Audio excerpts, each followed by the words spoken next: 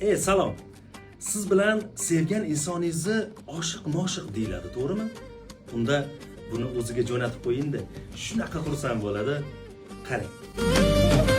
Biz o'sha oshiq-moshiq ekanmiz-da, sevgida yoshi beboshi ekanmiz-da. Qaragin, hamma havas qilar sevgimizga. Unda biz oshiqlar shohi ekanmiz-da. Biz o'sha oshiq-moshiq ekanmiz-da. Biz o'sha oshiq-moshiq ekanmiz-da.